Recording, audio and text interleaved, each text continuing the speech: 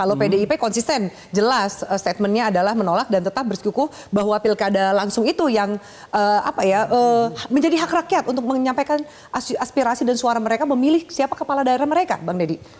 Ya, ini kan penyakit bangsa kita ya, penyakit yang sudah endemik di kita. Satu, suka dari satu ekstrim ke ekstrim lain. Dulu kita semua dikontrol negara, pemilu asal-asalan, lalu berubah demokratis. Sekarang kita mau balik lagi nih ke ujung, ya kan? Ini penyakit yang kedua nih, penyakit undur-undur atau poco-poco. Nggak maju-maju gitu? Nggak maju-maju, karena maju 1-2 langkah, mundur 1 langkah, kan gitu nih.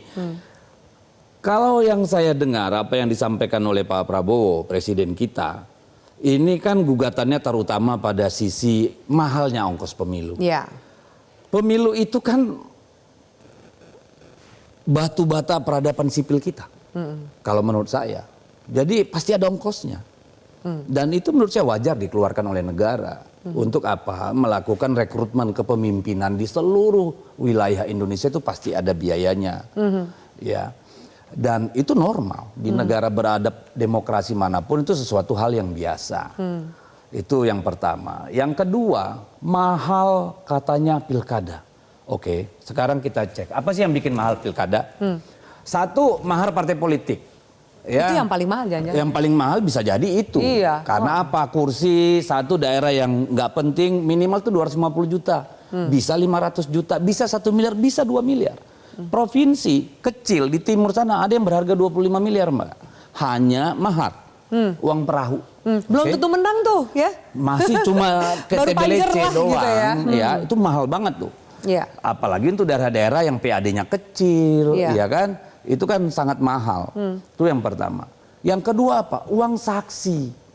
Daerah seperti Jawa Tengah yang TPS pilkadanya 114 ribuan. Ya, yang kalau pileknya 140 ribu. Coba bayangkan beban calon tuh.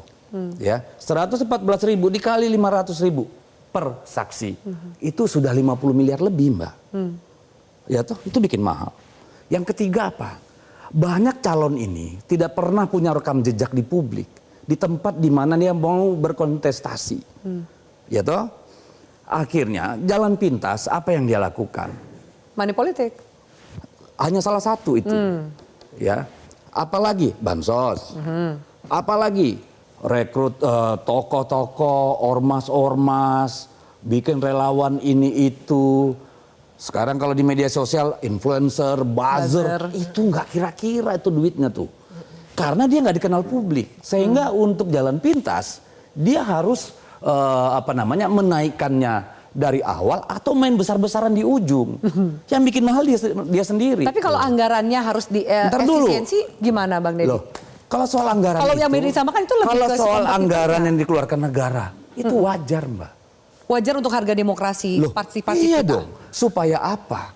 Supaya orang memang merasa pemimpin yang dipilih itu ada yang dia pilih atau yang memang mendapatkan dukungan dari rakyat. Itu kan penting, legitimasi. Oke. Ya, itu satu. Bukan 2, 3 kali itu ya. Udah 3 nih. Ya, lalu apalagi yang bikin mahal? Apalagi yang bikin mahal? Ini bukan pertarungan gagasan. Pertarungan lu bisa bawa artis yang paling terkenal berapa kali, di mana aja. Lu bisa bikin pawai yang besar atau mengerahkan massa datang ke lapangan dengan artis-artis segala macam. Termasuk door prize gitu ya? Door prize. Ya yang bikin mahal lu gitu loh. Nah sekarang kenapa yang disalahin? Sistem pemilihannya? Sistem pemilihannya. Masuk akal nggak menurut Bang Deddy? Ini tadi menyambung statement dari Bang Andre bahwa loh itu anggaran kalau kemudian bisa dievaluasi kan bisa untuk rakyat. Saya curiga Pak Prabowo itu sedang testing the water. Mungkin beliau memang melihat bahwa ada kegalauan gitu ya. Mungkin karena situasi keuangan kita kurang baik atau beliau mungkin mau rocking the boat gitu ya. Tapi kan mari kita periksa argumen yang kemudian keluar tentang mahalnya biaya. Tadi satu kita harus sepakat dulu, demokrasi itu ada harganya. Ya toh? Itu sangat penting bagi kita. Lalu kemudian apakah dengan DPRD tidak mahal? Let's check the fact gitu loh. Katakan 40 orang anggota DPRD. Untuk menang lu harus punya dukungan minimal 22. Ya. Lu kalikan 2 miliar berapa? Ya. 44 miliar. Itu baru anggota DPRD-nya.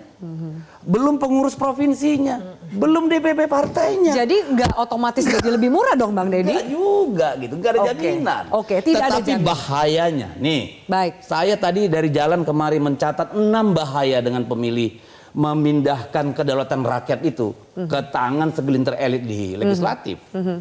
Pertama, ini pekerjaan yang sia-sia karena kita pasti akan kembali menghadapi. Dulu kenapa kita pindah? Iya. Kan sering pemilihan bupati, wali kota ada foto terus dapat minta, ya kan, yang menang. Ini kan problem. Orang kehilangan kepercayaan terhadap demokrasi. Yang kedua, ini kan cuma memindahkan nih dari rakyat jelata yang memang sekarang lagi dari ke ruang publik ke ruang yang lebih privat lah gitu ya. Yang money politiknya elitis. masih ada. Ya, lalu yang kedua tadi yang saya sebut, rakyat tidak punya sense of belonging tuh sama orang-orang yang dipilih. Lu gak kenal, jangan-jangan cuma lahir habis itu merantau, terus ada uang, ya mencalonlah di situ, dia belilah itu anggota-anggota dewan. Ya tuh rakyatnya, lu siapa? Kagak pernah tahu gitu loh. Kan nggak ada tuh ikatan.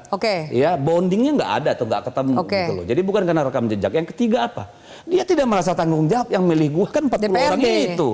Ya gua tanggung jawabnya sama dia dong. Lu siapa gitu loh. Maksudnya lu ini kan rakyat gitu kan. Iya dong, publiknya. rakyatnya siapa? Yang milih saya kan anggota DPRD. Itu ada bahaya di situ. Lalu apa lagi?